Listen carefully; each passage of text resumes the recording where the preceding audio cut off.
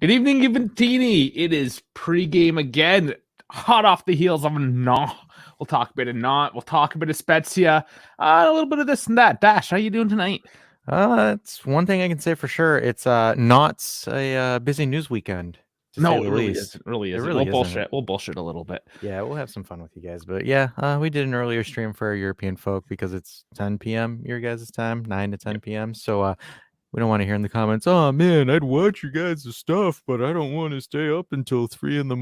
Well, no excuses. No excuses today. Yeah, we try to at least once a week come in at this hour. And it's typically this hour too, if it's during the week, because work and whatnot. But hopefully we're capturing more of you. I know it's never ideal for everyone, right? There's no one magic time slot, so that's why we try to split it up a bit for you guys.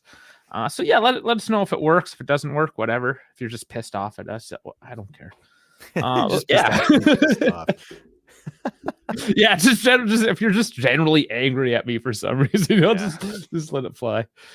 So yeah, I guess we'll get into it.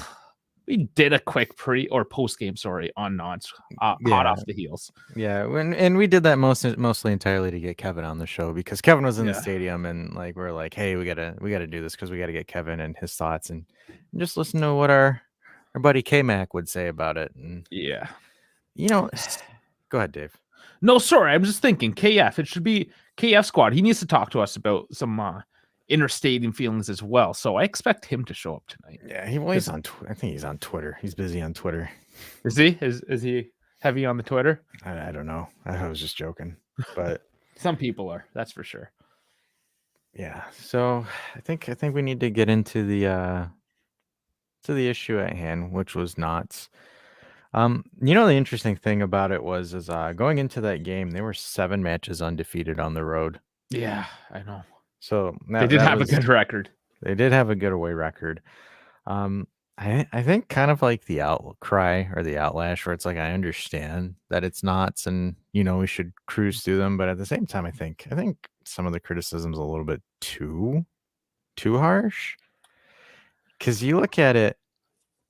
There's a couple of and someone can make the argument and say oh, well, our whole season is a bunch of unfortunate events. Yeah, but there's a couple of instances where some shots that should have been goals just didn't go in that game. And I'm not, so I was nervous against Villarreal last season in the second leg. I'm not really that worried about Nantes in the second leg.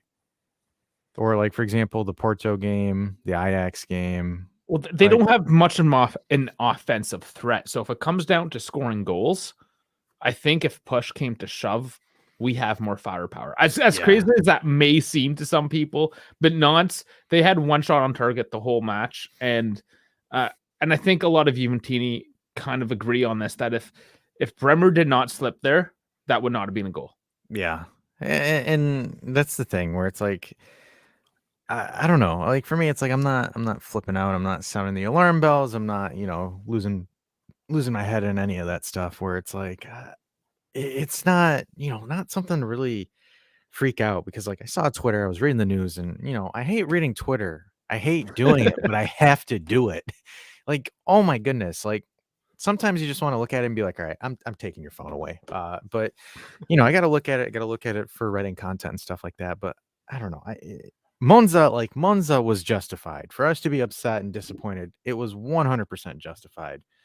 Nantes, I'm a little bit kind of hold on a minute, because it was one of those where I don't think, because the thing is, and it was funny because I saw a comment about it saying people were trying to trash Juve on Instagram, and this was the best comment, and the guy says, see, that's what happens when all you do is look at Sofa's score and don't watch the match. So, and then that entire comment thread just, but,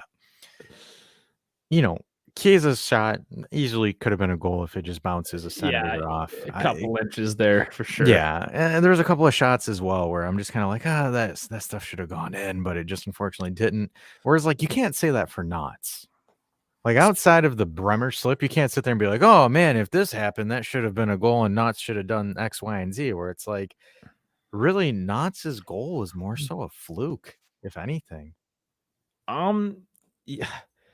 I mean, I don't know if I want to call it a fluke. You do have to give them credit I for pushing do. that counter attack as they did, but again, just a bit of luck on their side, a bit of unluck on ours. Because yeah, how many times have we seen that? Not just to us. It's just so common when the ball lands so perfectly in the counterattacker's feet and their space to exploit. Because I mean, we had men forward. We were committed. We were on a heavy offensive attack at that point. Yeah, and look at it, guys. Stats. Knott's had only one shot on target, and that was it. That one That because one. Bremer ultimately at the end of the day, last kind of play there, Bremer slipped. I'm not gonna even, man, it's just bad luck. And the thing too is like apparently none of the so like for example, Di Maria hitting the crossbar, Chiesa hitting the crossbar, none of those were registered as woodworks on the stat sheet, but uh statistically, like for example, we had 6 shots on target. Like 6 of them, only 5 were out of it, and we had 14 total shots. And of those 5, I mean 2 were crossbars. I mean, right? 2 are literally off the post. I've never really liked that because I know hockey does the same, and it's always sort of bothered me. So I know a shot is only considered if it had the potential to go in, and obviously if it hits the post, the crossbar, it didn't have that potential. But it's also subjective because you can't always figure out exactly the angle of the goalkeeper. Maybe that was going in. Maybe the flight of the ball. Maybe there was a gust of wind. Maybe like the Ted Lasso, right, where it hits the dog. Mm-hmm. Anything could happen, right? Yeah. So it should just. I don't know. I just don't like that stat. I don't, and the thing is, it's like so. Like the other thing too, guys, is the away goals rule doesn't exist anymore. So Knott's can't just park the 1-1 and hold it unless they want to try to hopes and dreams for penalties. But thank goodness as well, eh? Yeah. Long time coming.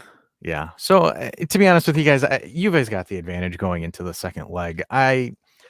I don't have much to talk about it because there's not really much to talk about that game. My thing is it's been consistent over the last 6-7 years, regardless of whoever's been the manager, where we have just for some reason struggled in the first round of the knockout stages. I don't think it's my theory. It's been said. It's just the Italian style seems to be stale in Europe. Yeah. And then, here's the funny thing. Speaking of the Italian style, so let me briefly touch on AC Milan and Tottenham, and also AC Milan against Monza today. So Milan's doing the old Corto Muso where they won 3 games back to back 1-0. Yeah, and like everyone's like, oh my god, look at this, Pioli's doing a pure Allegri and blah blah blah. And then when Allegri does it, this guy bleeping stinks. He's this, he's that, blah blah blah. I'm like sitting here, I'm like, holy smokes. Yeah. We have some really bad fans. Let's be honest. Like, some of them are horrible. Like, I don't know who to blame for like some of these fans that we have, because it's like, did we get them from the 9 Scudetti or did we get them from Ronaldo and they're just still lingering around? It's a big team thing. So I know this as well, being a Leafs fan and just being a Toronto fan in general. Toronto being the largest city in Canada, they help the largest sports franchises in the nation as well, and it's also because Toronto. I mean, they're crusty because they live in a big city, right? So that's one thing. But also, like, man, it's true. You go to a Leafs game and the atmosphere just isn't there. A lot like how it was earlier in the season at the Allianz. So it's definitely something that's attributed to a big club mentality. I've been to Madison Square Gardens as well. Rangers game. I mean, New York, biggest, massive city as well, right? And they have fans. Rangers have fans. Yeah, exactly. Oh my god, if Zach watched this, he'd be like, because our buddy Zach is a huge Rangers fan, so I just wanted to do it to troll with him, just to test if he's watching. Zach would be like, Dash. And New York has 2 teams, right? Long Island, the Islanders. So, anyways, there's my hockey foray for the evening.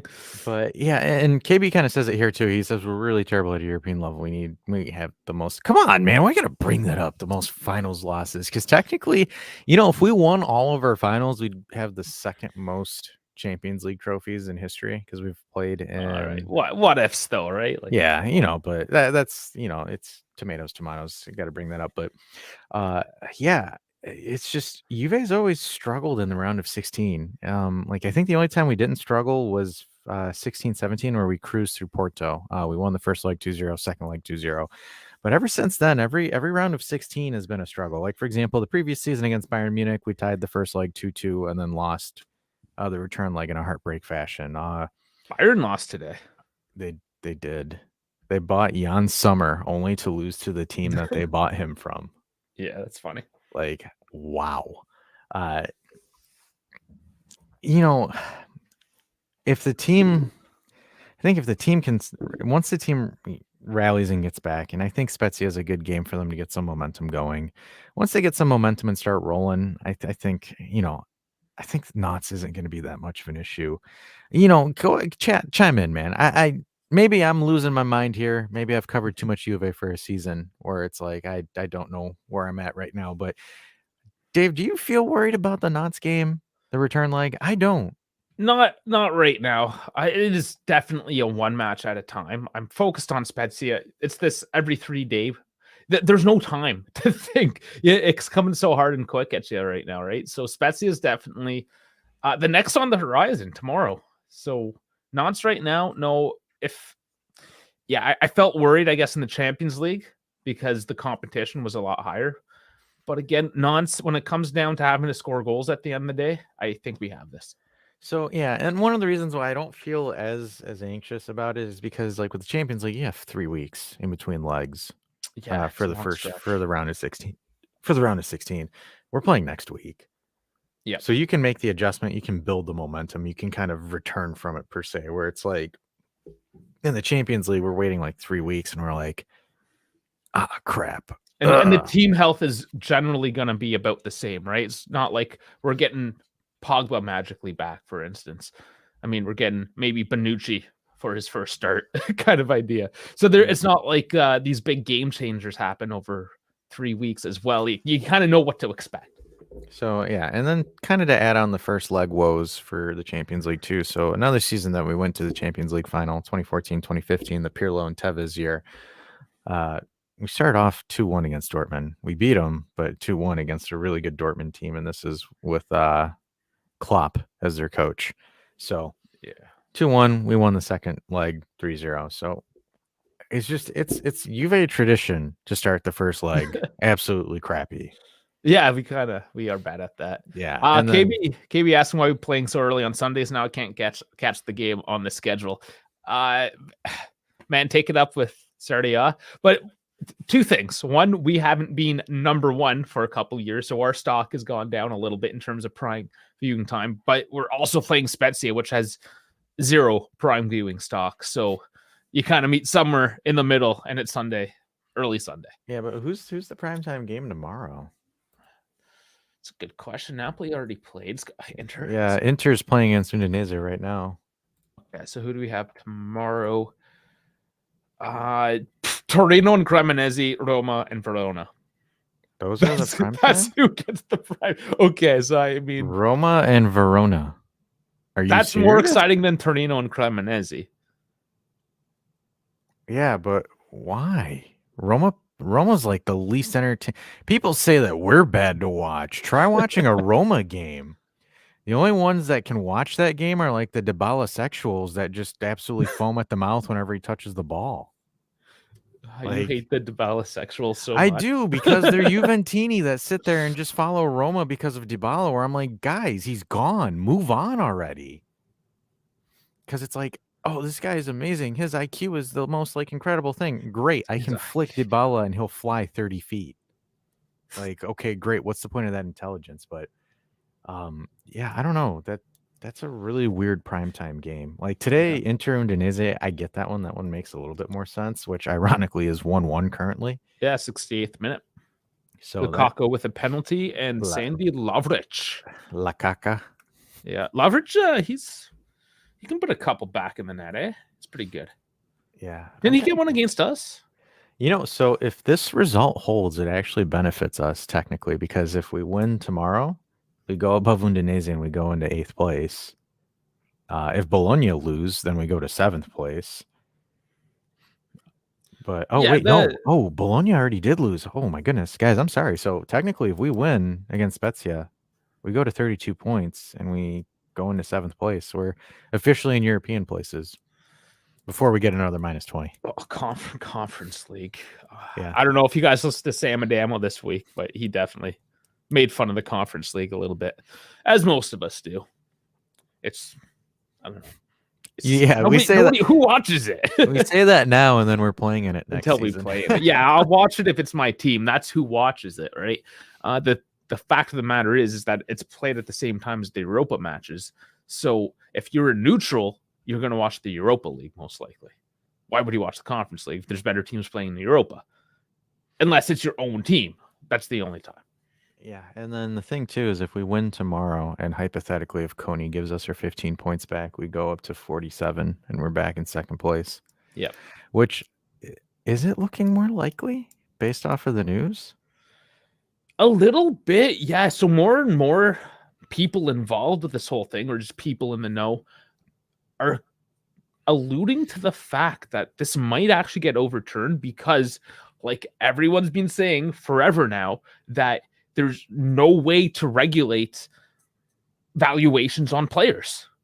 And they, not just players, they're talking about, because it's a capitalist system, just commodities in general, that, you know, the market determines the value of commodities. You can't regulate that. And if you do, I mean, you're talking, it's like tobacco and liquor, that kind of stuff, controlled substances. A person is not a controlled substance. Market dictates. Yeah, because I know something about, I saw a quote on Twitter about Gravina saying that, you can't really dictate values on players. And I'm like, then what? And then the next case too, the salary maneuvers, where it's like, I don't understand how a team could get punished for salary maneuvers, like points wise, sporting wise, because how does that affect the field of play? Yeah, that not so much, especially because we're talking about salaries over a 4-ish month time frame, right? It's not like over seasons long like market determinations. Yes, I guess there could be a little bit of impact in the sense that they were able to maintain to play and afford things in a sense. But I mean, you're starting to reach a little bit. And yeah, was it wrong? Yes, Juventus are a publicly traded company. They can't be doing these things. Financially, I'm on board. If there's legal actions financially, I understand that, because, I mean, that you can regulate. You know, there are regulations there. Of course, because that's one thing. But like the one thing where like I'm putting my foot down is like the Plus Valencia, the profits. Like dude, you can't dictate player sales. If someone's willing to pay the price, they're willing to pay the price. But yeah, no, that's all BS. I don't know. You know, and maybe that's kind of why like I've been a lot more like I've been calm throughout this whole thing, where it's like my gut instinct. And I know we were talking with Beppe, and Beppe's worried about the salary maneuver more so than the Plus Valencia. But I don't know. For me, I think we're gonna get the points back. I think we're gonna. Do I think that we're going to push for the title? I don't know, unless somehow that's Napoli. Pretty hard. Yeah, I was going to say, unless Napoli get busted for performance-enhancing drugs, because I saw a Victor Osimhen goal that he scored. I don't know if it was yesterday or the day before. He hit it from like a 20-degree angle, and it went in, where I'm like, either the goalie just said, F it, I'm going to let it in, or this guy is juicing his legs. He is quite a large individual. Yeah, because and the thing, it's like, and I've always said it about it too, where I don't think Osimhen is technically gifted. I just think he just knows where to be, where he needs to be. He's kind of like, that's smart though. It's soccer smart, so that counts for something. Well, but because think about it, Vlahovic doesn't have that. Osimhen does. Yeah. Like I think Osimhen, IQ wise, is at a far greater level than Dusan is. I think since we're talking about Plus Valenza, I mean Osimhen is the plusest Valenza. Yeah, of them all. But yeah, that was interesting. But before we ramble on a little bit too much, I'll pull up the press conference stuff, because we're just kind of shooting for monkeys in a barrel. On to Spezia. Are we posting on still? We're talking about today's stuff. Okay, yeah. Because there was post nonce, but I don't know. I mean, chat. Is there anything you guys want us to talk about? Nonce. I mean, I'm ready to move on. Otherwise, yeah, I'm ready to move on. We made a video with Kevin, like 27-minute video, post-match initial reactions. We kind of thought our thoughts there. I don't have anything. We talked about it for 5 minutes today, and I don't know. There's not really anything there. So Let's move on. Always let's forward. let's move on. So we'll go to the official Juventus page where I will present to you that was terrible. That was terrible. I lost my voice. Shit, that was ugly. All right, so going on to the presser. So today Juve sent off for Lugaria to go to the Pico. We have confirmation from KB. No nonce. Buried that game. Buried that game. Buried. Alrighty, so Allegri was asked about his thoughts on Spezia, and he says it's a complicated game. In Spezia, it's La Spezia. That's the name of their stadium. Yes, I'm not kidding with you. They're a team that creates a lot of chances. They showed against Napoli and Atalanta. We must have the right approach to take the field and our attention high with maximum concentration and determination. So when he was asked about team choices, we got a question. LA Juve, winning a season may be luck or things just clicked, but winning like Juve did, I don't think Napoli will ever do. No, like 9 straight. No, I don't think that's ever going to be repeated again. I wouldn't say ever, because the fact that it happened means that it could happen, obviously, again. So, slight chance. That's obviously a very hard feat to do. Will Napoli ever do that? Not in the current situation. No, I don't think any other Serie A team will be able to pull that off. I don't, unless someone just gets a crap ton of money and then just builds like a super squad that sticks together for like 10 years, then maybe. But there's a bit of luck even in that, right? Because the league was weakened for us over a lot of those 9 years. So there's a bit of luck. There's a couple of things, because, like, for example, let's look at Bayern Munich, because Bayern Munich is another prime example of what we did.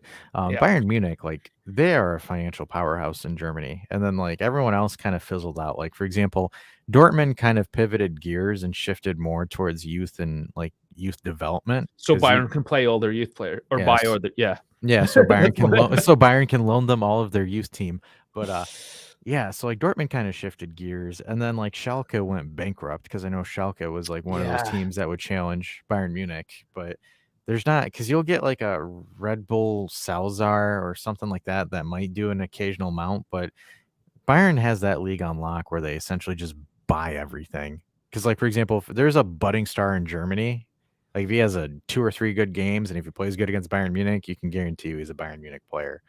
Where Juve don't really do that. If anything, we only poach players from Fiorentina just to piss off Comiso.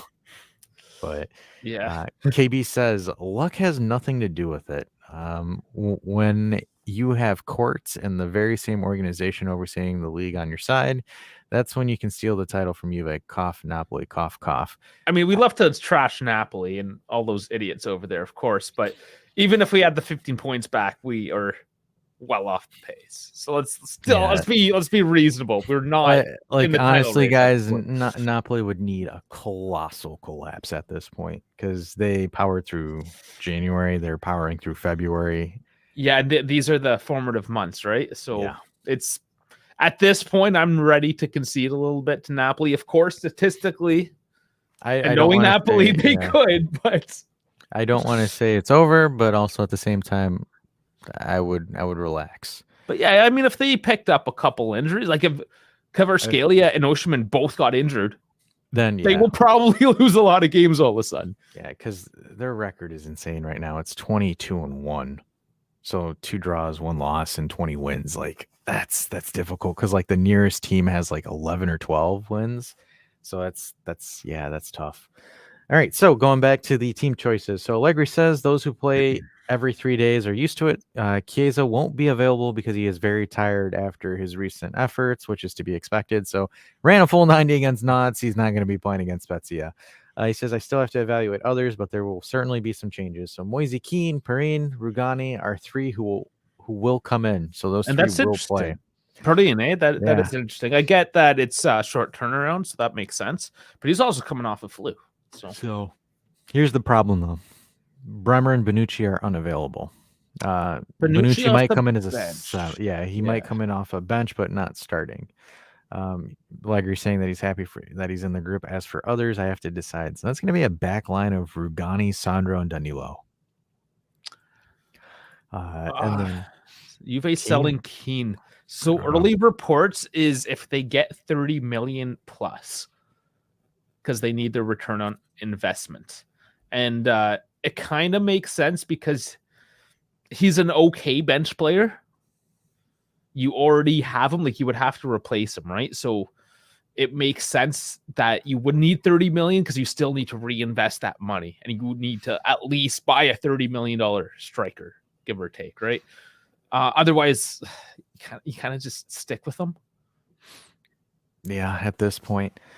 All right, so away form. So he's talking about Juve as far as an away team. We've scored 9 goals in 9 away games, a statistic that has boosted with our 3 goals against Salernitana, or otherwise it would be much lower.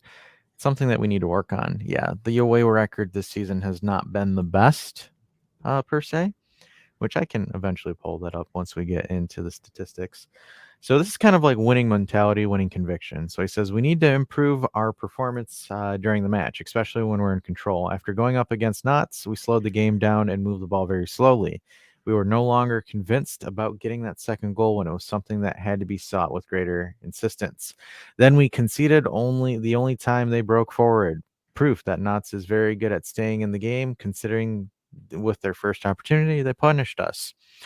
Yeah, it's kind of what we said 20 minutes ago. But I think that's one of the things where the club needs to figure out whether it's a coaching thing or a player thing, where we need to not take our foot off the gas. Yeah. Like this team has an issue with doing that. I mean, even though we were up 3-0 against Salernitana, they still did it. Where it's like, I don't know, for some reason, and this is the one thing that I've noticed is this team lacks that killer instinct. Consistently, they sometimes show glimpses of it, but they don't fully release the beast, if you know what I'm saying. It's weird because it's like, you think about it and it's like you see it at like Salernitana and you're like, all right, cool, these guys had that killer instinct, let's go.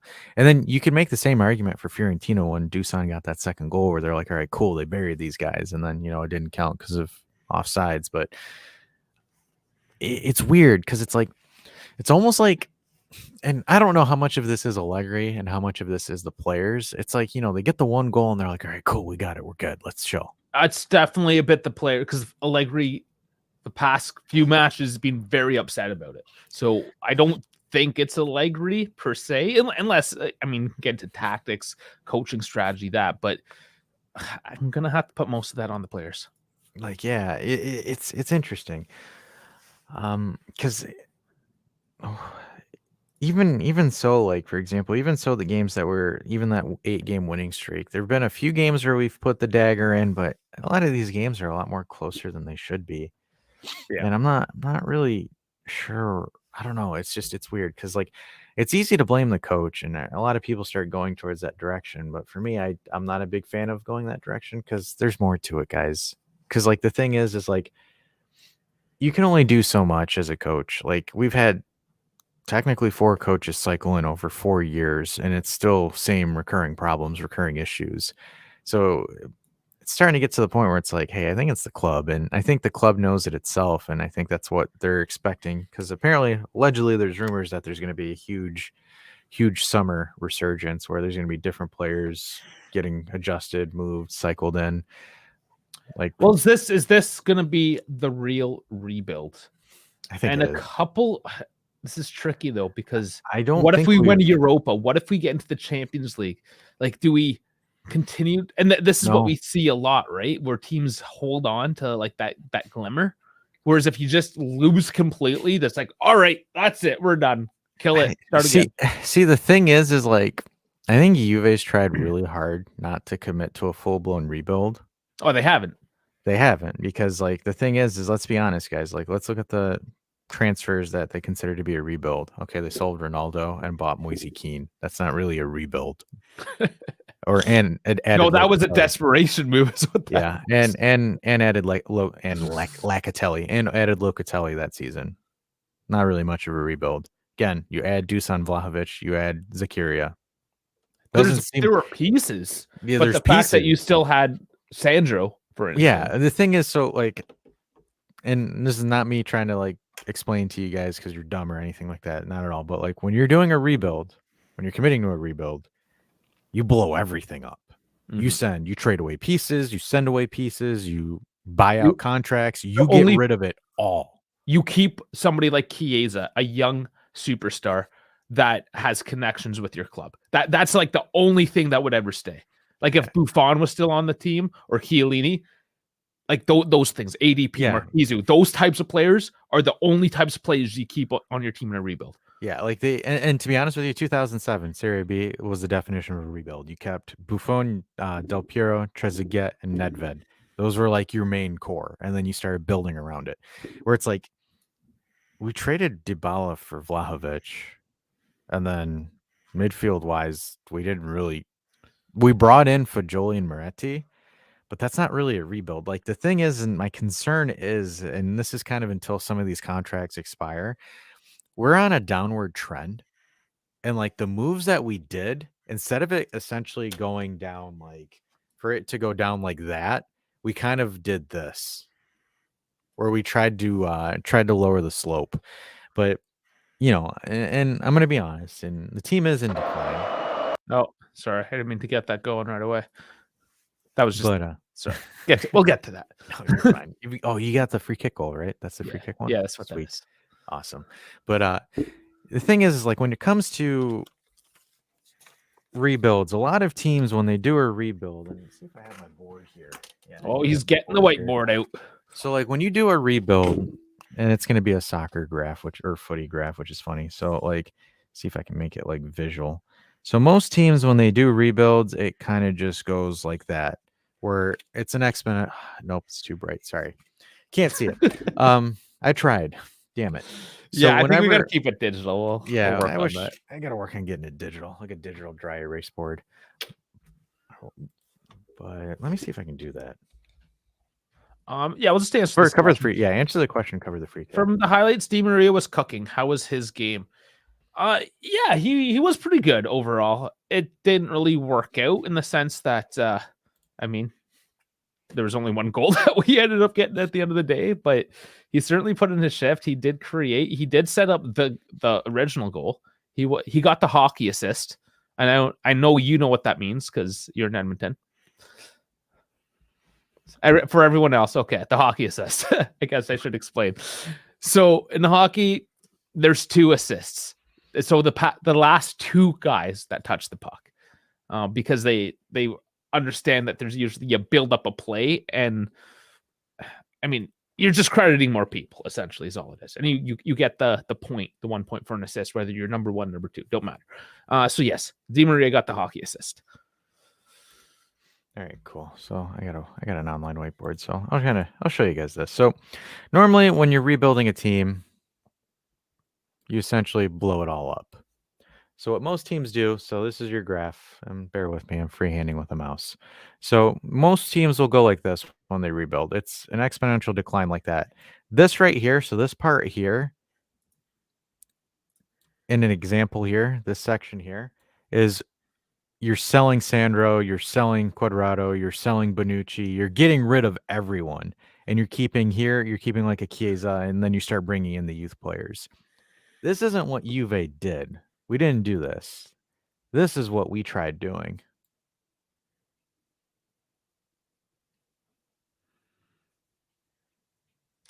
We needed an exponential slope, and we went linear. I know about math. I just can't do the calculations. So this is essentially what we did, because this is, I'll just put time here and then players.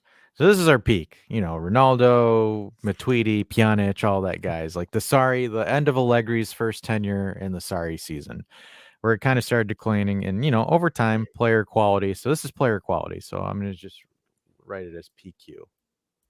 So PQ time, it just, we tried linear declining it, where most teams, when you rebuild, you do an exponential, where you just liquidate any asset that you can at any moment that you can. Part of this, so this is part of the things where I hold the club accountable for. They couldn't liquidate some of their assets, whether it was because, they made too many stupid contracts. Heard of Tichy. So they made really, really dumb contracts or moves that just doesn't make sense, or buying players that doesn't fit what Juve need. Where it's like, again, and this is like, I'll say this is like the Carabini / Riva Bene. This is all I'm going to be honest, this whole section here, I should have color coded it, but this is going to be, I'm going to call it FP. So this is Fabio Paratici. This is all him. This is all him. He's the one that's technically responsible for most of this. This, I'm just going to say, I'm going to just name it AC. This is a chart you need to put on Twitter to get people all riled up. People won't even like understand what I did. They'll be like, what the hell is this chicken scratch? But Well, this no, is, you do it nice, like one of your engineering presentations, you know, with the colors and everything. Make a chart, the fuck around, find out chart. But so this here, so like for example, this quadrant here, guys, this is going to be your Ronaldo. This is going to be your Matuidi. This is going to be Higuain coming back from loan from Chelsea or Milan. This is going to be Arthur. This is going to be Fabrota. This is going to be Sarri. This is going to be Pirlo. This is going to be the Dybala contract fiasco and all of that. So this is what this is all about. The Kulusevski, because Kulusevski technically came in here as well. So instead of really kind of figuring out what the core of the squad was, they were trying to compete to win. Because Juve was still in that competitive, we're in contention phase. So instead of them really kind of reassessing what we were, and Allegri, and this is when Allegri left, I'm going to put it here. This is when Allegri left the first time, where Allegri said, hey, we need a rebuild. This isn't going to last long. And that was, again, when Fabio Paratici was in charge, and Fabio Paratici said, I don't believe you. We're still going to compete. Because Allegri in 2017 or 2018, 2019, stressed that we needed a rebuild because we needed to reset. We needed to redo the whole thing because I think Allegri noticed in the 2017-2018 season that the team hit its threshold. Because even adding Ronaldo to the squad, essentially Ronaldo came into the squad when the squad was essentially starting its decline. If Ronaldo came in 2 seasons before, I don't think it would have, happened the way that it did. But this whole area here was the team was in dire need for rebuild, and Paratici was buying players. He was buying the best available talent that didn't fit a scheme. Because we go into the Arriva Bene and the Allegri 2.0 era where you still have the pieces of them. Here, we're liquidating people. We're liquidating Dybala. We got rid of, we're getting rid of Sandro. We're getting rid of Quadrado. We lost Chiellini. We started liquidating it. But the problem is these guys, so if I were to zoom this up here and do this chart here,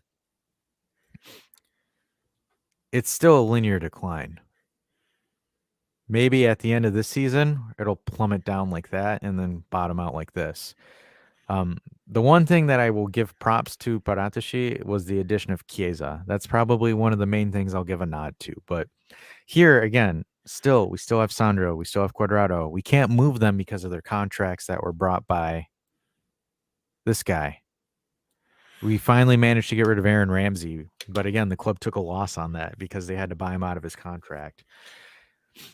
So rebuild-wise, I think the only time we're going to see an effective rebuild is this summer. Because let me do a quick chart here, a text box of outgoing players. So let's do it. So outgoing. You're going to need to make that way bigger.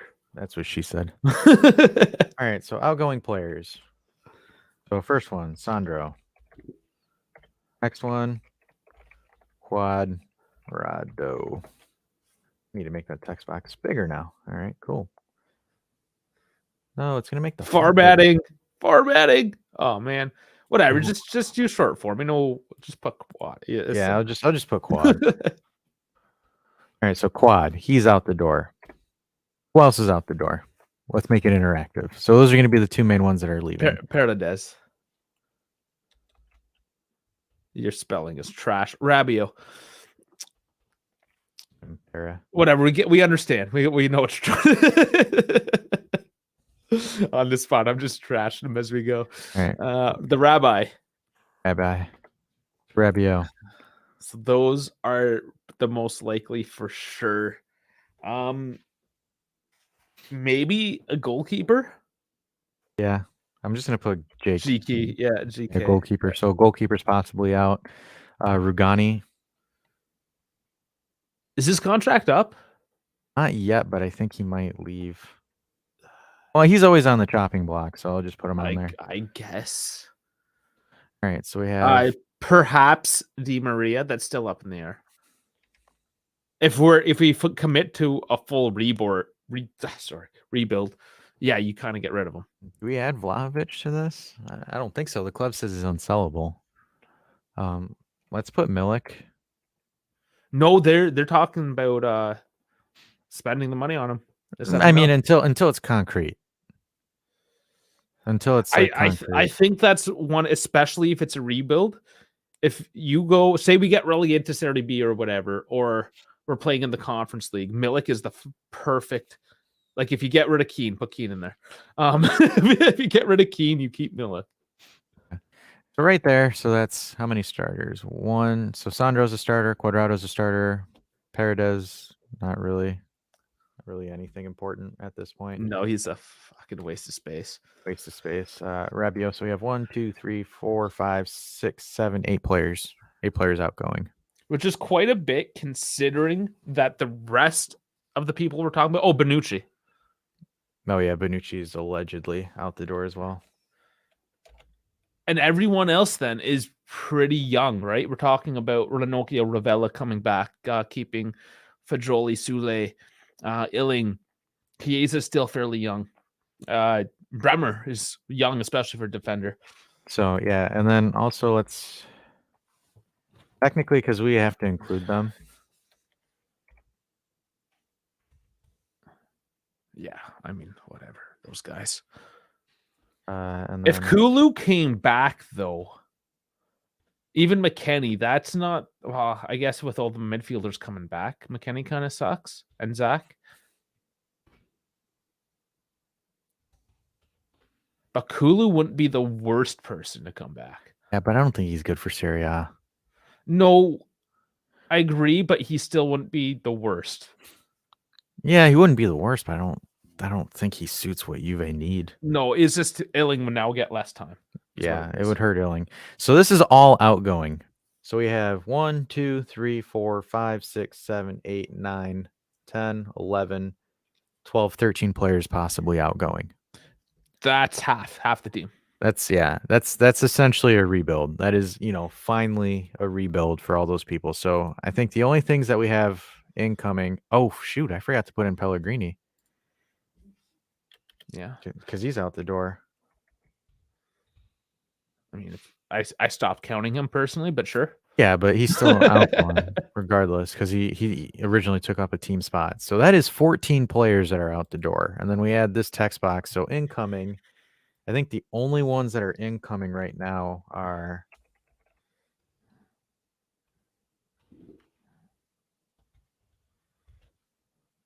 so if we do, I can't believe I just spelled that wrong. I am so tired. My bad, guys. I put 2 M's. I'm sorry. I'm a failure. All right. So I think the first one that everyone wants is this guy. Ravella. Yes. Yeah, absolutely. And we have Cambiasso and Ranocchia.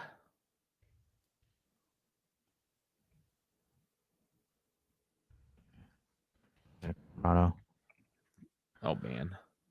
It's just for some reason it's an app that I just found like 20 seconds ago. Who gave this guy the keyboard? I wish I could give it to you, Dave. I wish I could give it to you. Okay, so incoming Ravella, Cambiasso, and Ranocchia. It is Ranocchio. Yeah, it's Ran. I know. Okay, so oh, beautiful! I got coffee coming. Thank you, Mrs. Huh? Look who's on it. Look who's on it. Oh, hold on, I'm not on camera. Okay. Not on camera. Shoot, I didn't put you on camera. I am totally off my game. There we go. Hold on. Hold on. Look what's on my mug. You can buy that at turngiantstore.com. Did he actually have it on the store yet, or is this just the demo? I don't know. I thought he did. This might just be the demo. We gotta. Just kidding. I mean, I wouldn't sell this. Yeah, hold up, because you see how the label's here, not over here. So this is obviously the test run that failed. So I have a test model. This is not the final product. It's like quick cut to commercial. We broke the script. I'm just kidding. Everyone leaves. Yeah, and I'm hoping the mug, like we want the mug to be actually black, not just printed black. So whatever, it's a test run. But the idea, this is what I was thinking. So you see, he's got his tongue sticking out. So when the coffee drips over the edge, he's ready. Why does that sound like really bad hentai? I don't know anything about hentai, so I don't want to. You don't want to. I think I just like the entire chat will start commenting. Back to the chart. All right, back onto the chart, guys. So I think, what is it? That's 3 players that we have coming back. Oh, what's his face? De Winter. Ooh, Coney. Okay, so De Winter, Ravella, Cambiaso, Ranocchia, and De Winter. Am I missing anyone else? I forgot about De Winter, to be honest. Another player. I don't know. Chat, help us out. We definitely got the big ones. We might miss something. I put Pogba on there. Pogba. Eventually, he'll be here. I mean, you're not incorrect, because it was funny. I was reading something today about how he's still a mystery, and I think I had written him off completely at that point, because I was like, "Oh yeah, Pogba. He's just not a thing anymore." I put a K on there because potentially, and and these are all incoming, so they're young players that we have, and then and you might see some guys from the under 23 come up. Yeah. So Sarthak says, "Do you guys have anyone on loan?" So right now it's Ravella, Cambiaso, Ranocchia, De Winter, and Ake. And Juventino MC. That's the Rano name there. That for Ranocchia. It's Ranocchia. It's a free app, and the app's not letting me make this box bigger. Juventino MC did spell it correctly. Yeah, he did. For reference. He did. Yeah, so those are the only players that I think right now that we have 5. So there's going to be investment, whether it's promotion from, and I'm not going to add anyone from the next gen or the under 19 squad on here because they're technically not incoming. We have, hold on. No, you had it, Cambiaso. Okay, never mind. Yeah, that's pretty much it. So we only, and obviously I think Ravella is going to obviously take Paradis's spot. Cambiaso is obviously going to fill in for Sandro, and then Ranocchia might fill in for Rabiot or something, maybe. De Winter is a right back. He's a center back and a right back, so he might get utilized in the back line. And then Pogba, I just put it on there for the memes. And then Marley Ake is a right winger / right back, potentially right wing back. So maybe one of the two. And honestly, if it's a full rebuild and you just throw in youngsters, we're going to lose a lot. Yes. Way too much than we want. But those guys are going to get game time and experience. So if this happens, be warned. Season upon season of absolute just losing. But then 1 year, it's just going to click and bam, will come. But you got to buckle in for this if this is what we do. Guys, yeah, and especially too, I'm going to say this, and even if we get the 150 million from some of these outgoing totals, but guys, could you imagine? And I know there's still some people that say we shouldn't have re-signed Danilo. If we added Danilo to this list, we would have been at 15 players out the door at the end of the season. But the person that said that also got trashed by somebody in our comments. That was really funny. Yeah, it was actually pretty funny. But the thing is, again, so one of the reasons why I think Danilo staying and re-signing Danilo was a good thing, especially since he didn't ask for a pay raise, which was also super beneficial as well. But we hit on this last. I mean, we keep on hitting on it. We keep on defending Danilo, and we'll continue. And the thing is people get mad because the Knots thing, he had the corporate response. I mean, like, he got to at this point. People forget that sports teams are also corporations. Okay. So Listen, have that. If all you've ever worked at is a McDonald's, don't talk to me about buddy speaking corporate talk because you have no idea. Get a real job. And then learn to talk like an adult, and you'll actually understand that this is how the world actually works. And I mean, I love being casual and throwing F-bombs and all that. That's why we have this channel, because I don't like watching network sports cast. Like, this is an alternative to buddy in a suit and tie pretending to know what the hell he's talking about. Instead, you just got some dude in his basement wearing a hoodie pretending to know what he's talking about. At least I'm trying to, give you a different perspective. Trying to educate the people. But kind of going back to the topic at hand, this summer is going to be a huge rebuild. This is the indication of a rebuild. I'm kind of curious to see how they replace things. Is there a de-summer? In Edmonton, there is never a summer, so no. Well, I know there's a Hans Sommer. He plays for Bayern Hans. Munich, but Jans? You said Hans. It's Jans. Jans. But so guys, I think this summer is going to be a huge rebuild for sure.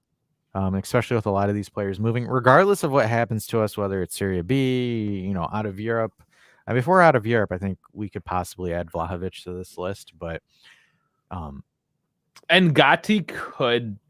Yeah, I'm gonna. I don't know about Gatti. I'm gonna do this. Here, I'll do this because I don't think he's impressed Allegri. No. So I'm gonna put Gatti in here as a question mark because I think he might get loaned out or sent out. This list is getting bigger. Yeah. So these are all players with question marks that we have here. Like for example, these guys. Is there a highlight feature? For realsies, gonna go. Yeah, so these guys are for sure out the door. Rugani is always going to be a yellow. So I'm going to do Di Maria, Rugani, and Keane. DeCilio.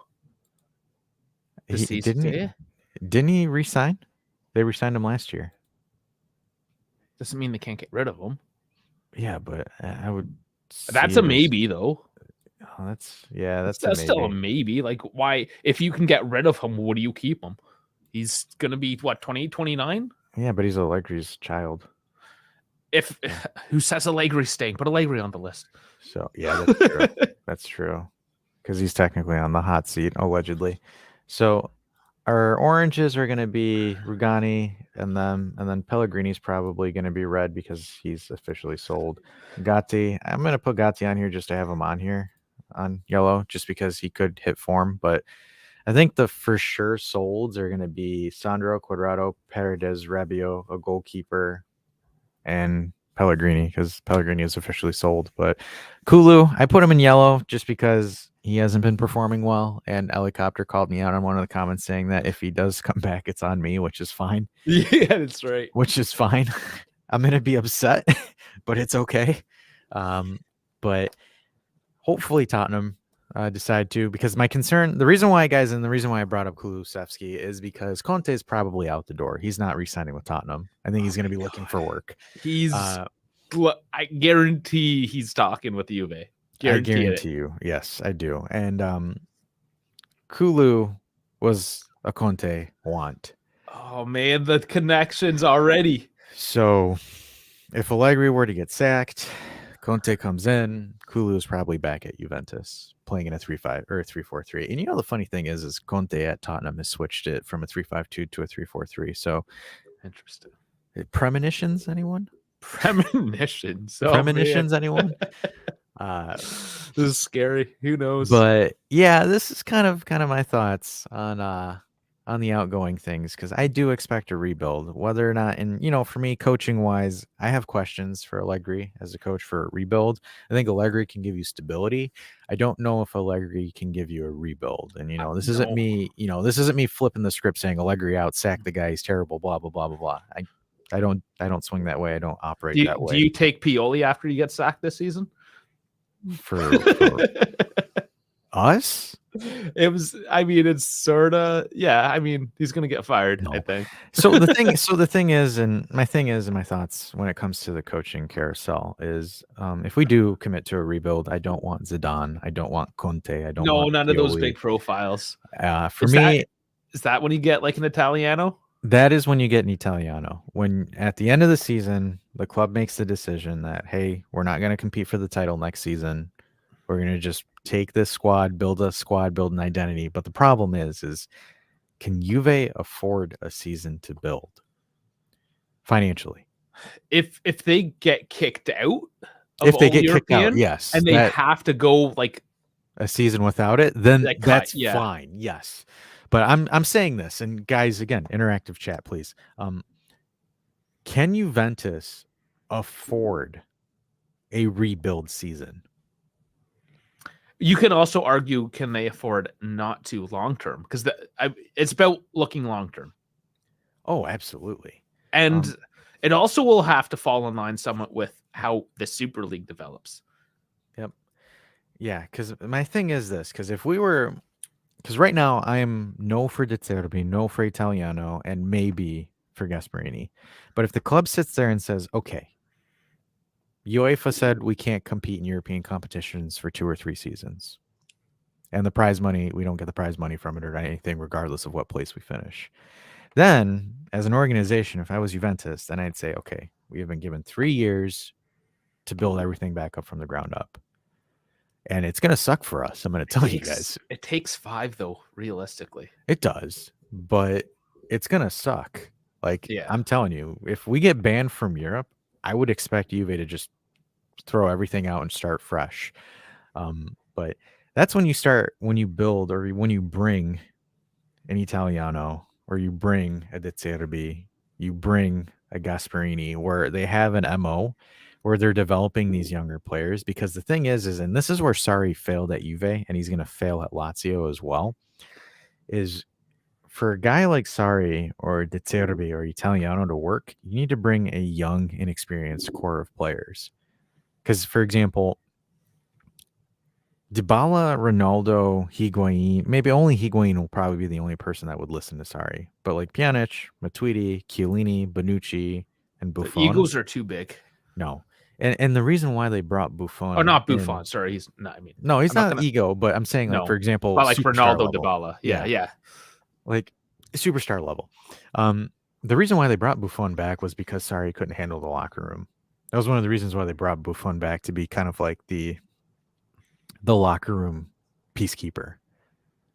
Because again, he hated his time in Paris. Let's be honest. Yeah, and he hated Paris as well. But and that was one of the things. And same thing with the Pirlo season. Like that's why they brought Tudor as Pirlo's assistant, because they needed someone that was brass and that could handle everything. But it would just be one of those things where it's like, yeah, and Raven says, if we're banned for 3 years, our only hope is the Super League. If it's not I over. mean, yeah, all in on Super League if we're getting banned. Again, that's like rebuild, cutting the fat, all in, man. Chips and make it happen. Yeah, but the thing is, I think the Super League takes 5 years. At least 3. At least I 3? mean, who's to say that Manchester City and Juve can't just do their own little thing for a couple of years? Yeah, the Juve City Champions League. But because the thing is, and this is kind of like one of the analogies that if any of you guys are NHL folk or like American sports folk, is like, for example, you had a team that wins championships, that contends every season, and they kind of drop off, but they consistently hit the 7th or 8th seed, where they know that they're bad, but they don't want to commit to the rebuild. Oh, that's the worst. That's what LA Juve is saying right now. Like, those are the worst teams. So like, absolute worst. You could relate to this one, Dave, but you know the Red Wings, when they were trying to keep that stupid playoff streak alive, and like the last 3 or 4 years where they were finishing in as the 7th or the 8th seed, only to get swept in the first round of the playoffs. Yeah, now they just like they're on the rise, but yeah, but they got really worse because they couldn't maintain it, where they were just like right at the bottom. Hey, we went through Canada and won all of our games in Canada. 5-game win streak, guys. But yeah, I mean, smoked the Oilers. They're one. Who cares? Who cares? Honestly, they smoked the Oilers. Congratulations. Hey, 2 points away from the playoffs, Dave. Finally, Detroit sports has a playoff team. Finally, almost in the playoffs. Almost in the playoffs. But the thing is like, and the issue with Juve is we're still in that. We're not the best team, and I'm not saying that the club sucks or anything like that, but like player personnel wise, squad composition wise, it's bad. Like I can't sit here and pop smoke saying that we're great and everything's fine and dandy. Squad composition's terrible because we don't have players for a single formation. We're hybriding it. We're doing makeshifts. Players are playing makeshift positions. They're playing in things that they normally can't utilize the best of their abilities. And, it's not me saying it's Allegri's fault. I think there's, squad composition is more of the sporting director's fault because he didn't get the right players. The one thing that I will go on Allegri and say this was Allegri's fault was bringing in Paredes, because that was your guy. Yep. Because Dave and I even said it at the beginning of the season. He's your guy. we'll go with it. But if he sucks, it's on you, and it's on him on this one. I need to read some of these, right? So Raven is saying that it will be. So he's talking about the 3-year ban, right? Super League, it's not over, and then he continues and he says because you still need to be in cup places. If not, if it won't count anyways, and it would, because even worse than Syria being 2006, because after promotion he played for something. But I don't think we'll get banned from the cup, and even if it is, it'll be a year max, which I agree with it being a season max. Yeah, but because I would be surprised if they did it for 2 or 3 seasons. Yeah, that makes it almost tough. I don't know, just but, one season. But you see, the question is like, are they saying that we won't be in Europe next season or the season after that? But yeah, it's all up in the air. Regardless, but still, and that actually works to the benefit of bringing in a new coach to develop a system or a thing like that, because then you would have that. Yeah, you would still have to finish in cup places, which I still think Juventus would still be able to compete for cup positions if we were in a year ban. I'm not saying, like, for example, say that we get Italiano and we finish like 9th or 10th. I think that's a little bit blasphemy, to say the least. But even if they did hit Conference League as like a very young core, new coach, just to get a tournament, just to get that midweek football going, that could be good and healthy. Yeah, I mean, if the average age of the squad drops down to 21, 22 years old, then yeah, that's realistic as far as expectations go. Because think about it, I think our average age is going to go down really, really fast. It's gonna plummet, especially when you get like Bonucci's really holding that back right now. Yeah. If we, I don't know, even if Pinsolio leaves, I mean that's gonna drop it because he's 32, I think, right? Paredes gonna drop. I forgot to put him on there on the list. So I mean, Pinsolio, you said goalkeeper. I don't think we're gonna lose 2 in one season. Yeah, but because like think about it, because Rugani's not really that old. Danilo's Rugani. 30s. Let's look at it. I'm gonna say 26. Yeah, 26, 27. So yeah, our team's gonna be fairly young, fairly quick too. Because Dusan's only 22 years old. Chiesa's probably, outside of Di Maria, is the oldest offensive player that we have. Rugani's 28. So yeah, still kind of up there. So I think our average age is gonna plummet like really, really fast. So, and let's be honest, like Rugani, if he went to a team, say like Genoa, as a starting center back, he'll actually do pretty decent, I think. Yeah, but the problem is his wage. He's not going to take a pay cut. No, that I mean, yeah. So what's his contract? Let's look at that. And then, yeah. Oh man, I never remember. I think it's next season. Expires next season, so he's here for at least another year. Okay, we'll go with that. And again, if we were, say, not playing at the top level next year for whatever reason, Rugani is still decent enough to hold the line. You know, if we had to save tons of money, no more Bonucci, you play Bremer. He's a decent backup. He's pretty good. And he's a good starter, again, for a mid-low table team. And if we're a mid to low table team next year, I mean, technically. And you know, guys, we're just talking about worst case scenarios here. We're not, we're not trying to predict the future, but we're trying to play devil's advocate and not, make you guys absolutely hate life. We're trying to be kind of objective and positive about it. But it's funny when your wages are higher than what you're actually worth, your transfer value. That's funny. That's funny because he's valued at $2.5 million, and he makes 4. Is it? That's really funny. Yeah. That's really funny. His agent is the best agent ever. His agent is what Bernadeschi wished he had. Which it was his birthday yesterday, actually. It was interesting. Today's birthday. It's Baggio's birthday today. It is. I don't know.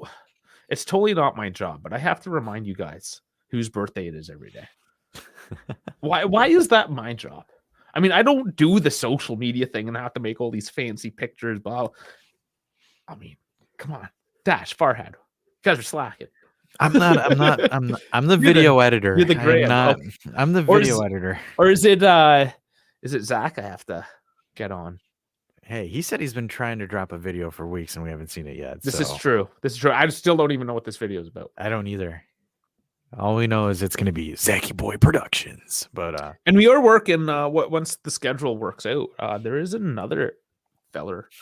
I haven't really even talked to him much. But Yeah, there's another guy that might be there's coming gonna on be board as well. there's a possibility of us getting a third seat, a We're more looking around. consistent third seat. So you Yeah. might. So the reality, guys, my job, I actually do have to leave once in a while. I'm gonna be gone. If we make the Europa League final, I'm actually gonna miss that game. Because I'm gonna be gone like end of May going to June. So that's the reality. I know it's the end of the season, not a huge deal, but the aviation industry sometimes is like, hey, something broke down the hell up north or something. Go, see you later. So I mean, we need backup. We need some backup. I'm not always here, as you saw last weekend. I had to go And fix the helicopter. Sharif coming in hard. I haven't seen Sharif in a long time. He says, "Why do I only see 7 likes while 11 people are watching?" Why there are only 11 people watching? And I yeah, haven't good call. I Good haven't call, seen it, Sharif. man. I haven't seen him in such a long time. That's why we did this stream, just so he could watch. Yeah, he must be east of the Atlantic. Yeah. No, he is. He is. It's just because normally whenever we do our late streams, he's never on. So we did. This one was for you, buddy. So I'm glad to see you back. So Dave, I think it's time to get to the main event. We kind of talked about squad composition. If you guys have any questions about stuff, shoot us in the comments and we'll answer it at the end. KB's just like, people are lazy. That's why they can't even click a button. That's how lazy they are. KB just throwing it out there. So all right, guys. So let's get into it before we sign off. We're gonna spend a couple minutes on Juve Spezia. Dave, you got a clip you want to share with everybody? Yeah, so this is just from the Juve channel. I'm only gonna show the first few seconds of the goal, but I mean that's for sorry, kept on playing. That was really all it is. And we're fired. It was less than 7 seconds, but I just want to remind everyone that of the 2 beautiful free kicks Dusan took this year, that was one of them the last time we played Spezia 5 months ago now. 5 months already. Crazy. Oh, it's crazy because 5 months ago when we were covering that game, we were at like 270 subscribers, and now we've hit 1.03. I'm just going off the YouTube statistics, man. 1.03. 1.03. Technically almost at 1.04 because we just need 3 more subs to hit that. So here, I put the banner again. Please like and subscribe because I always forget to say it. So if I hit this banner, hopefully you guys figure it out. Yeah, and the thing too, guys, and one of the things that you guys can really help us on our journey to monetization is helping us get the watch hours up. So if you guys miss a live stream, play the replay in the background. I know YouTube's doing kind of a thing now where like live videos you can play it without having YouTube Premium on while your phone's off and stuff like that. But just going through some of the clips, even if you miss it, just try to do it. We try to make it entertaining and have replay value, but I think that's going to be one of the main obstacles we have to go through is the watch hours. So almost there. We're almost close to full monetization because then money gets poured into the channel, so then we can buy better equipment and then we can also make better content for you. Get that big penis mic out of your mouth and put something proper there. I know. I'll finally get a Shure mic and get rid of the dildo mic. Oh man, that was the first thing because I had the same mic as Dash there at the beginning, and man, it's just this big massive cylinder right in your face. It's kind of annoying. I know. All right, Spezia it up. That didn't come. Really? That was really Really? And Spets it up. And you talk all that smack about my jokes. I see how it is, Dave. No, I just whatever. Get on with it. Get on with it. All right, I'm going. Alrighty, so pulling it up on the old Mabaruni. So 12 o'clock tomorrow our time, which is like 6 o'clock, 5 to 6 o'clock. 5 o'clock. 5 o'clock in England, 6 o'clock Central European Italy. Yeah, I'm disappointed that KF squad's not here. He broke my heart. But anyways, so we're gonna be matching a 3-5-2 with Spezia. We're gonna do this weird 1-1 at the end. Oh no, not the 1-1. Yeah, so this one doesn't make a little bit of sense to me because it's gonna be Danilo, Bonucci, and Rugani on the back. Bonucci's not starting. That's gonna be Gatti. He's not starting, so it's got to be Gatti. That's what they said. I know. Just I'm saying. cringing. I don't want to see Gatti get cooked again. He played last time we played Spezia. He did. But moving on to the midfield, so it's going to be Quadrado, Fagioli, Locatelli, Rabiot, and Kostic. I thought Fagioli might not be starting, but whatever. No, because he's supposed to be tired as well. Yeah. And then Di Maria and Vlahovic are going to be up top. There is no Chiesa because Allegri said that Chiesa has fatigue, so Chiesa won't be playing. So he's going to be sitting out for sure. So and then obviously here, Bremer suspended. he's still on the squad for somehow. Moretti is also with an ankle injury, so he's still out, and then Milik is out again. He's almost a couple more weeks, I guess, at this point, eh? Yep. So Spezia is going to be running a 3-5-2. So kind of looking at the goals. So Nonzola and Dusan both pretty equivalent in goal scoring Zola this season. and Zola's been pretty good this season so far. Yeah. So he's been pretty solid for Spezia. So kind of some statistics. So Spezia is ranked 18th in goals scored per match. So 0.09 goals scored. So his goal statistics the team's goal statistics aren't really the best right now. So Spezia defensively, kind of, again, good practice for Knots, to be honest with you. It's a low chance creating team with low shot conversions. This one's pretty beneficial for us. They have not won a match in 5 attempts. So in the last 5 games, they have not been able to win anything. They are currently 2 points outside of relegation. Relegation? Yep. Now I'm screwing up. You're such an American. And the other thing, too, they have not scored in 3 straight home matches. So, goalless.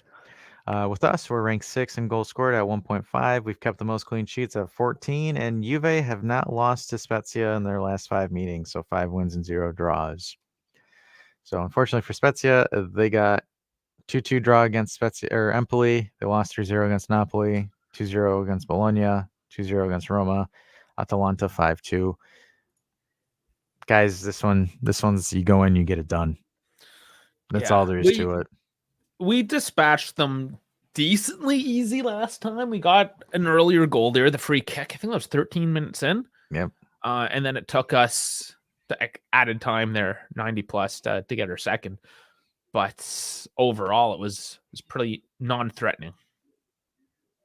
And I watched, I think, 5 or 6 different replays today. Of course, the Serie A replays are so short. They're 3.5 minutes, and 30 seconds of them is like walking onto the pitch. They're trash. But anyways, no, they really kind of are. But I get it. Like short attention spans, you just kind of push it out there. It makes sense. But it's hard to really get a feeling. But sometimes you can get a feeling. You watch a team, you can kind of see how they set up, how they play. Spezia, they don't have anything, man. They don't. Like, they don't really. They're really relegation at this point. I would not be surprised to see them go down. Well, they're only 2 points out from that, right? Cremonese is absolutely going down. They're still at 8 points. They haven't won a game yet. 0-8-14, 15-4, 40 against for a -25. That's Cremonese. Like, yep. Oh my. Man, Sampdoria with only 11, that's kind of sad to see. The fact that you're not going to have that Genovese derby going on anymore. Derby de Lanterna, I believe they call it. Which makes sense because it's a port city and Lanterna is the lighthouse, so it's a lighthouse derby. Yep. Paramount highlights. No, Paramount is just trash from what I understand. I mean, I don't know because I'm Canadian. I don't watch the crap, but I have my own version of crap called Fubo. The threat is Keane starting against Spezia. I don't think that's really much of it. These are the kinds of games you want him to get some minutes in. But we obviously still need to win. Squad rotation, guys. That's all it is. We have to use what we got. Otherwise, yeah. I think. Here's a couple things I want to get just because I'm excited. Ted Lasso, season 3, March 15th. Soon. I'm excited for that one. I don't know. I don't watch much TV, but I love Ted Lasso. And I'm happy to say I have started watching Welcome to Wrexham. I'm like 8 episodes in now. Got my wife watching. So my wife, I don't understand her. She doesn't watch sports at all. She watches Ted Lasso. Well, she has. I made her watch it with me because you don't need to be a sports fan, really. She's been watching, and it just came out, too. She started watching it release day. Full swing. It's a documentary, kind of like F1 Drive to Survive, on the PGA Tour. She is watching a golf documentary. Like, it's just blowing my mind. I'm like, listen, woman, if you're watching a golf documentary, I don't care right now. Welcome to Wrexham. We're watching it. So started. It's not bad. It's not bad. And all she hasn't shut up about Ryan Reynolds and his wife Blake Lively. She's just like in love with both of them. I think she would have a threesome with them the way it sounds. Oh man. I love her. She made me coffee. I mean, can't hate her. Yeah, he's like, I can't hate her for now, but should be like, hey, when she wants something, you should just be like, well, why don't you just make Blake Lively go get it? Yeah. You love her so much. Yeah. So I think so, and we still got folks in the chat here, and I'm gonna end it with this, and it might piss people off, but I kind of want to talk about the penalty call, the non-call from Knots. I do, because I want to get people's thoughts. So we had our thoughts on the show, on the Twitch, and we had our thoughts on our little like promptu post live. For me, and this is going to be the most unpopular opinion, but I don't think, because of the positioning of Bremer's arms, it's hard to say that was a robbed call. The reason is because you cannot put both hands on each respective shoulder when you're jumping up. It's not a push, because people are saying that, oh, Bremer didn't push him, it's a BS call. No, so it was leveraging. It's leveraging. That's been a rule ever since the end of time, where when you're jumping for a header, you cannot put your hands on their shoulder. You might not even push. Like, you might not even do that. And I said this on the live stream, where I said, when we saw it and I saw the replay, and I said, watch, they're going to call this back, because he had both hands on, one hand on the left, one hand on the right. And one of the angles was extremely convincing. And it was very convincing. And I can't find that angle, unfortunately. The only angle that they show is this one. They showed it on the live stream. So I just found this out because I did try to steal a bit of just like a little clip. Yeah. And they block it all out. They have Pretty some much voodoo magic that the screen goes black. Yeah. So like the thing is here, this is the only image that you see, guys, and this doesn't really explain or show everything. So right here, so this is the image that I wish I could blow this up, but I don't think I can. So when you watch Bremer move, and hopefully this is more so fair use, I'm not actually trying to show the highlight, but so again, look at Bremer moving. So one hand's already on his shoulder as he's jumping. So the other hand goes on the second, and Bremer's leveraging it. So, and the thing too is also, yeah, and Sharif says it too, technically that was Locatelli's header that Bremer cuts off as well. But when you're doing that, and when you're watching it as a ref, because it's a foul, you can't jump with both hands on someone's shoulder. It is what it is. Like, it is the rules. It physically is the rules.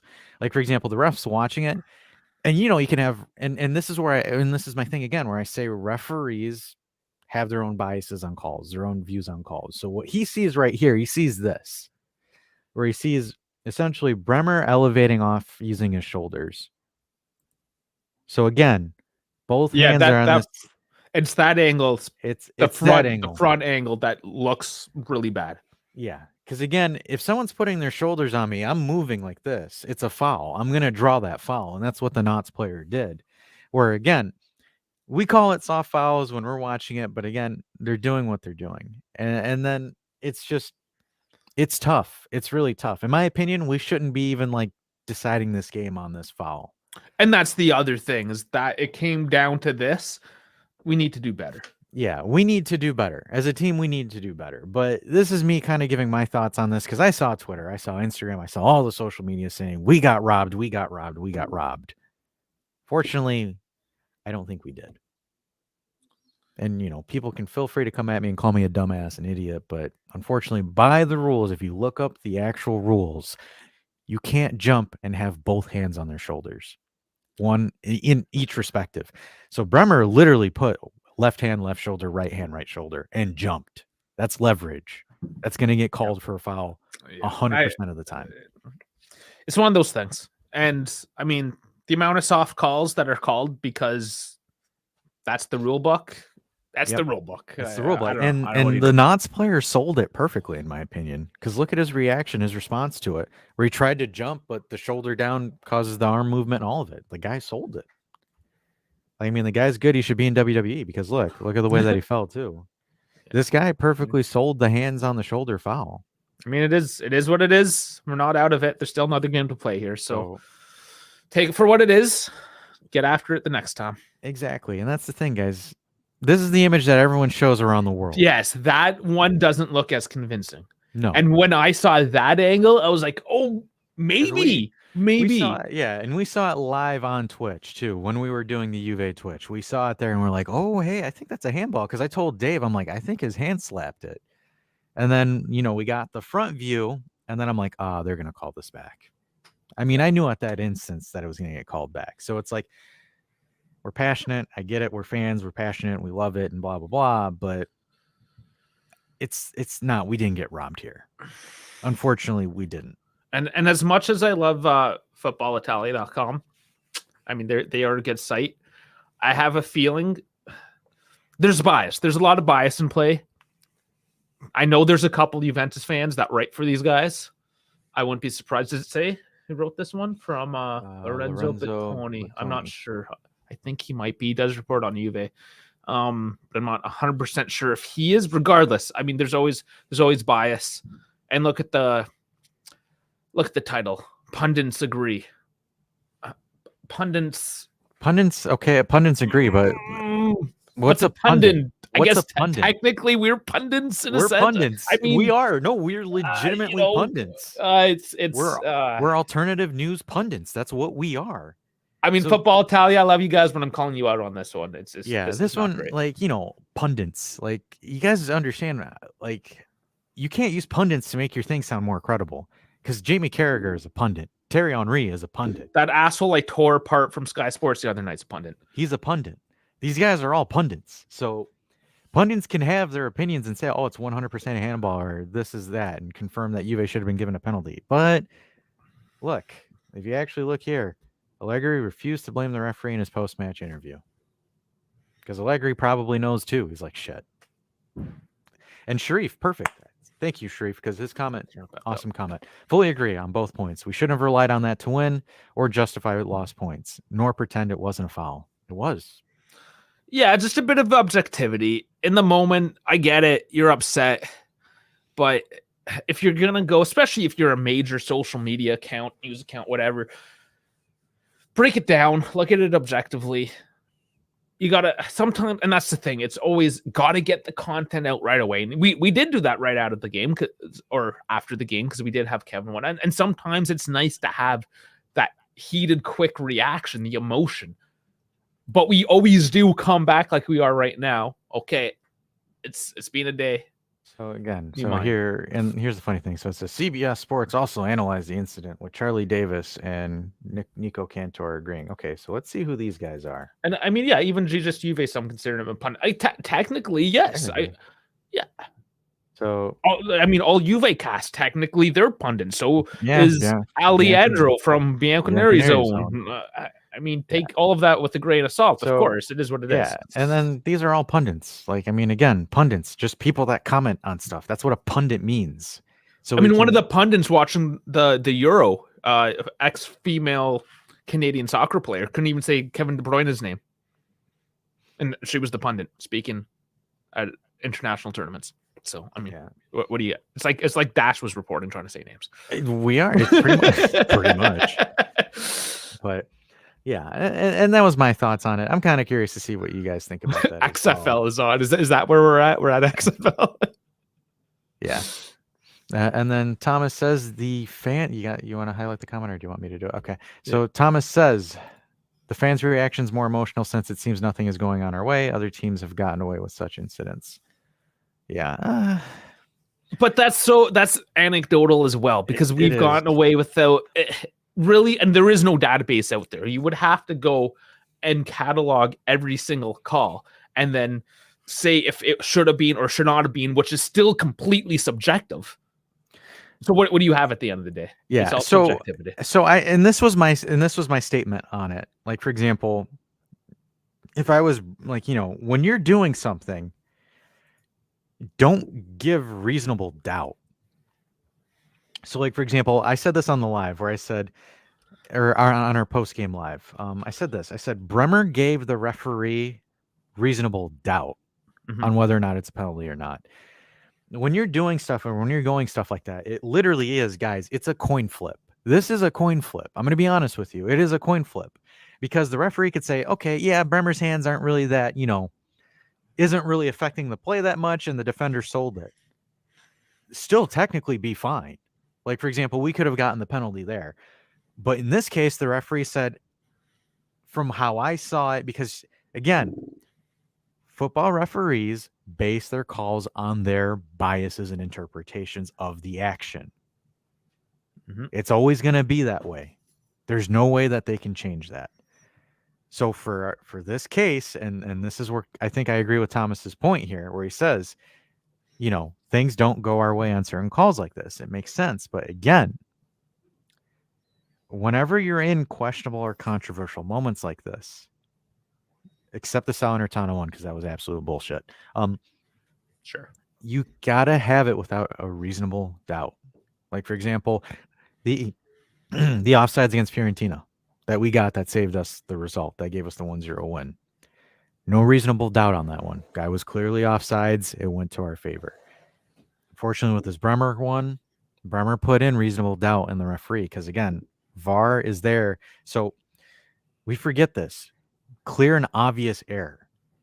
So the handball, which a lot of people objectively might say was a clear and obvious error, but the referee, because all of these referees, for all the calls that they do, they actually get put in a briefing or a meeting with the UEFA, with Colina and the Referee Association, and they have to answer every single call they make and what their justification is for that call.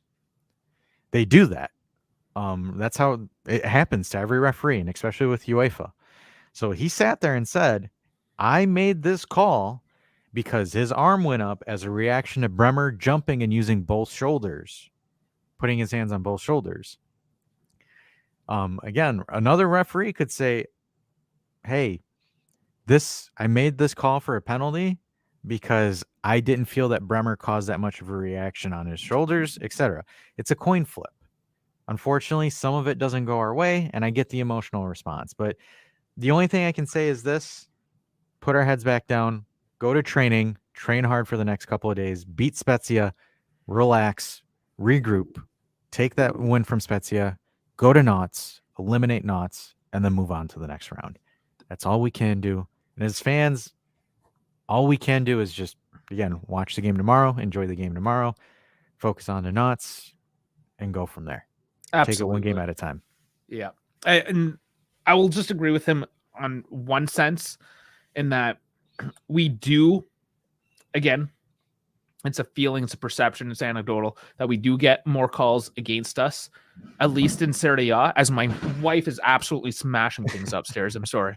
And there's a lot of biases. So the bigger of a club you are, especially when you're the biggest club, other people tend to hate you. We saw what it's like in Italy at the legal level. So obviously this happens at the refereeing level. We saw, the ref that was reffing us versus Inter show up to the airport with an Inter badge on his bag, right? So there's definitely heavy biases, and those do get pulled against us, against our favor. And that is why also I'm such a proponent of this semi-automated VAR system. And I would also like to see that used in other calls as well, because the technology is more precise and does not have, I shouldn't say it doesn't have biases, because how it's programmed has biases, but it's minimized largely compared to a human. Yeah. And yeah, Tom, I totally agree with you. I totally get what you're saying on there. Yeah. So there's we're just going on about it. Yeah. We're just kind of doing a monologue on it. Yeah. I'm totally 100% with you, Thomas. So yeah, I got you, man. And then Sharif also mentioned here, saying Allegri made us forget that we're Juventus and we keep chatting this unnecessary polemetrics because we can't kill it anymore. Yeah. And I think we covered this earlier, right? No killer instinct. Oh, Oscar coming in hot and late. Yeah, I know. And he's like, you guys don't do any early streams for us European folk. And we started at 4. This is for you. This is your time zone. We started at 4, but hey. Thanks for coming in. But yeah, we appreciate you guys. But yeah, and I think we agree with all of you guys. I think the main factor is the team is lacking a killer instinct. I think out of this entire live, I think our main message is there isn't a killer instinct. And I don't know how to explain this properly without saying, guys, a coach can't give players a killer instinct. Either you got it or you don't. To a point. But like the coach can get you to the point where you can, they get you to the point where all you got to do is put in the dagger. But at the end of the day, the player has to put in the dagger. Like Chiesa's got a killer instinct. He is one of those players that has it. You can see it in his eyes. You can see it. Like that's the difference. Dybala was never that guy. Well, you can see that in his eyes. Yeah, he was never that guy. So it's. And Juventino MC says it right. People don't realize that there's so many players on our team that haven't really won anything, which They're not is right. winners.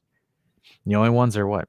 Chiesa with the Euro, Di Maria with the Euro, Di Maria with World Cup. I guess World Paredes technically. Paredes, which kind of goes against the point we're trying to make. Yeah, so it's Oscar's been celebrating his brother's birthday. All right, happy birthday to the mini Oscar. Yeah.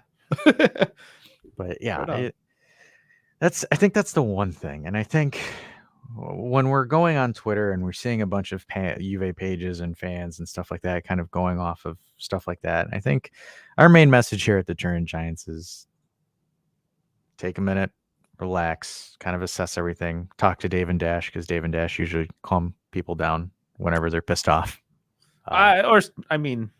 You have more of a consistent basis on that. I sometimes get all fired up too. Yeah, but usually not at Juventus. It's usually at somebody else. Yeah, I just need to take the Sky Sports guy and just put him in there and just get Dave going absolutely ballistic. Yeah. Oh, fuck shit up.